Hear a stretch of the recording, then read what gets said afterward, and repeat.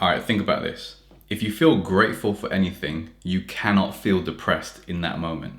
So I had come across this podcast with Joe Rogan and Francis Ngannou. He's a MMA fighter. Have a check of that podcast. It's fucking sick. So he came from Cameroon and he is some country in Africa, and he had to travel to Spain to get like some kind of refugee status so that he can kind of avoid his troubled backstory, which is like grew up in poverty, tried to escape like through all the way through Africa, through deserts and everything like that. He had such a hard life trying to get just like freedom so he can get to America and become a fighter or like have his like chance at success in the world, right? And he went through all this like struggle to get there. So he got to Morocco, he got sent back like 2 or 3 or 4 times back from Morocco, but all the way back to his country. I had to do the whole process again. And he came to an end point. He's like, if I don't make it this time, like when I get part through Morocco onto the sea, on like to Spain, there's a halfway point. If I don't get here now, I'm just gonna die basically. And so he managed to get there. He managed to get over the water, and he got into Spain where he able to kind of like get picked up by Red Cross or someone like that there, and then he then trained and became a boxer and became successful in MMA and stuff like that, right? So that's kind of the story in a nutshell. I'm not doing it justice at all. You need to go watch that episode because it's like very deep and like insightful. It's one of the older episodes because he's done 2 I think now.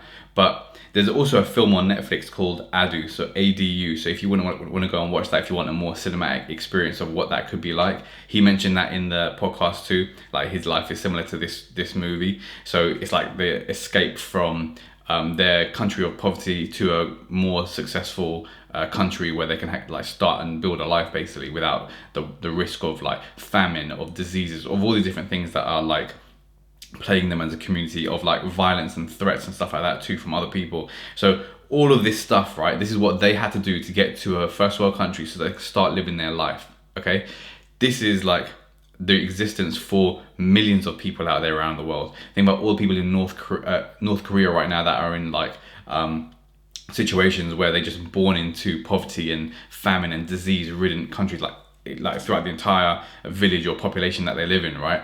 It's like this for other countries around the world, or even in the UK some places, even in America some places, right? South America also.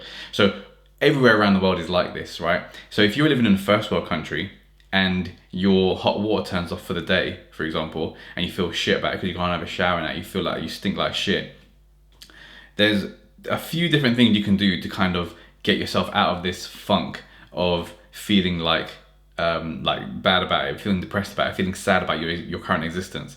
So number one, if you're living in a first world country and you have like access to lights and stuff like that, which is like, it seems so basic, right? Or running water, it seems so basic for someone living in the UK or America.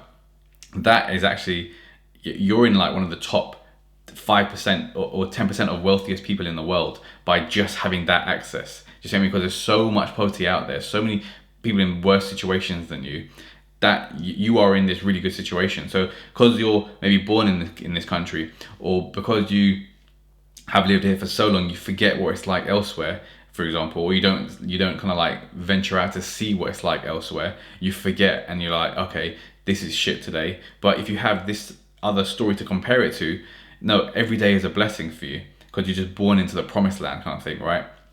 So going back to this Francis Ngannou story, imagine him like being in a situation where like he has to, I don't know, he just feels sad about something. Like for example, he ordered something off Amazon and it came, but it was the wrong thing, and he's like, he really needed it for that day, right? And he feels like sad about it, and he feels, oh, for fuck's sake, now this whole thing's not going to happen now. He's had, like, he probably won't have that experience because he's had such a worse life in various areas of his life that this little thing being delivered late, it wouldn't mess him up so much. He'd be like, okay, I'll just do it tomorrow, or I'll order it again and it'll come like by next week or next month, and I'll just do it then. Like, there's less emotional attachment to this situation because he's had the situation in his like past growing up. So for us who are just born in the UK and who have this like cushy lifestyle almost compared to most of the rest of the world, right? We can, one, go through these situations to kind of like harden ourselves, and then, you know, come out the other side, hopefully unscathed and just more appreciative. Or we can literally just practice appreciation right now and be like, for everything that you see, like literally I'm in this room right here, there's probably 1,000 things in this one room that I can be grateful for. Like, for example, these blinds that are on the left of me, right? I didn't have money for these blinds a long time ago when I was like younger. So now I've got the money for them. I can afford them. I can pay for them. That's fantastic. This microphone, this camera, this charger that I got from wherever I got it from, right? I stole it, but like this charger I got from way back when, and it's just there in my room. This bottle cap, this bottle of water that I don't know, that I didn't even like. It was like £1 or something like that for that bottle of water, which is like still spring water. So like all these different little things, right? My phone, which is like made of 1,000 components itself. My iMac that I've got in front of me. My light that's shining onto my face right now. My Tiger Balm that I use for like when my muscles are sore or whatever like that. I got like my computer in front of me, my carpet, my radiator. This gives me heat in the winter months. The carpet feels nice on my feet rather than like hardwood floors here. I've got a nice desk. I got like this nice swivel chair. Got another clamshell chair back there. I got like about 50 books on that bookshelf on the other side. You can't really see. They got the lights. They got like the ambient mood set up. There's no like weirdness on these walls, so it's like nice and clear background. All this good shit. I'm breathing in clear air right now. All this good shit that I can be grateful for, right? So literally in a matter of like a minute, I've listed off about 30 different things I could be grateful for. So when you start doing that in every single area of your life, so when I'm out on the road and I need to go to Birmingham or I need to go to Leeds, for example, and I'm like in a like around London area, I can just go one road, M1, takes me all the way up to fucking Leeds, right? So imagine if this was like 300 years ago, that road wouldn't have been there. I'd never get to Leeds. It'd take me like a week. I'd have to go on horse and cart and some bullshit. I've got a car. You see what I mean? I've got fuel for my car. I got like this. When you start talking, you just literally relate anything to being grateful. Like literally everything. I've got a bike downstairs. I ordered a part for it yesterday. I went and collected it same day delivery. I went and got that part for my son so he can like sit at the back. So it's a baby's bike seat basically, and helmet and like a kickstand. So within 3 hours, I've ordered this thing. I've gone to go get it in my car to this place, Decathlon, like a big shop that sells this type of stuff. Came back, fitted it, got my son in it, put his helmet on. We went out for a bike ride on roads that were paved by people before me, and like will, you know, continue to serve after we're long gone as well, in this new development that I've just bought a house in. So it's like all these different things I have to be grateful for. So even if you're growing up in a shit situation, like really bad, low income area in the UK, for example, living in a council estate, for example, like a lot of people do, even that, you have situations to be grateful for, because you have running water, because you have a roof over your head, because you've got your family around you, because you've got clothes on your back, because you've got like X, Y, and Z. You just have to look around. Literally everything you see could be something you could be grateful for. It's about changing your thinking. So if you're depressed right now, use that thinking to be like, okay, I can do this, I can do that, I can think about this, I can think about that. I like this picture frame, I've got this notepad here, let me just journal. I'm so thankful I've got my 2 hands I can journal with. Like when you really boil it down, you can be grateful for you have a body that people don't have. Like some people are amputees, some people aren't even born with limbs, right? And you have both hearing in both ears, fantastic. You got 2 eyes, fantastic. You got like mash up teeth. At least you got teeth. Some people like have been kicked in the face and their teeth have all fallen out and they need to go Turkey and get veneers or some shit like that. You see what I mean? So there's literally everything you can be grateful for. It's just a matter of refocusing on what you want to focus on.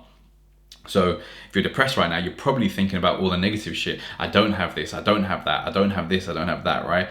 But when you start appreciating what you do have, that's when your whole life turns around. Like, I don't have a fucking Ferrari right now. I got a Skoda Fabia, but I'm so thankful for it because it gets me from wherever I need to go. It's not from A to B. It gets me from anywhere I want to go. It doesn't break down. It's a sick car. Yeah, sure. I'll maybe get a Ferrari one day, or maybe not. Who knows? But like, if I was just like, I'm so sad that I don't have the Ferrari. Like, what type of thinking is that? It's like, I'm so sad I don't have £100,000 in the bank. But but I've got a certain amount of money in the bank. I can live, I can pay my bills, I can eat, right? Even if I can't, if I don't have that situation, at least I've got my health, at least I've got this jacket, at least I've got my mindset that will get me out of this situation. There's so many things you can be grateful for. It's just a matter of like tuning into the grateful side of life rather than thinking of the things you don't have, thinking of the things you do have, whether it's even the mindset or the bodies, like the actual physical hands and feet and limbs and everything like that, your actual body and your mindset. So it's interesting because like if you are feeling depressed, it's actually not your fault. Like everyone has brainwashed around you to think in terms of I don't have this, I don't have that, I don't have that, and you see it on Instagram, you see it on like social media and all these different places where you're just like comparing your life to other people and you're like, oh, their life is so sick, why can't I have this existence as well, right? But the thing is, like, if you're gonna keep looking at these type of things, they're only gonna do that to you. They only show you the highlight reel for most people's life. They don't show you like the come up. If they do, like, you probably don't subscribe to it because it's like it's boring. It's just like doing the push-ups every single day, going out and doing the cold approaches, like making all the cold calls, doing everything you need to do to get the success that other people see in the long run, right? But if you just focus on the activities, you will get there eventually. That's like literally just what you need to do. So think about the things you're grateful for. If you're not in a situation where you want to be yet, then focus on the activities and do those activities, and then you'll get there. Do you see what I mean? It's just like a matter of reprioritizing what you want to like put your focus into, and then you feel gratitude, and then you actually start taking attitude, because you feel gratitude, then you start taking action on the things you want to get to in life, because you're not coming from a place of like, oh, I need it anymore. You're just like, I appreciate what I've got, but I want this for my situation now, and so these are the activities I'm going to do to get there, kind of thing. So I hope that helps. Obviously, if you did like this content, sub to my shit, like my shit, comment on this video right here. That'd be fantastic. I'll put a link to Patreon down below, so that'd be cool too. And they set that up still. But yeah, look, trust me, you won't regret it. Make yourself proud, and remember, gratitude. This is the thing here. Gratitude will get you out of your depressive state. So I hope that helps. I'll catch you next video.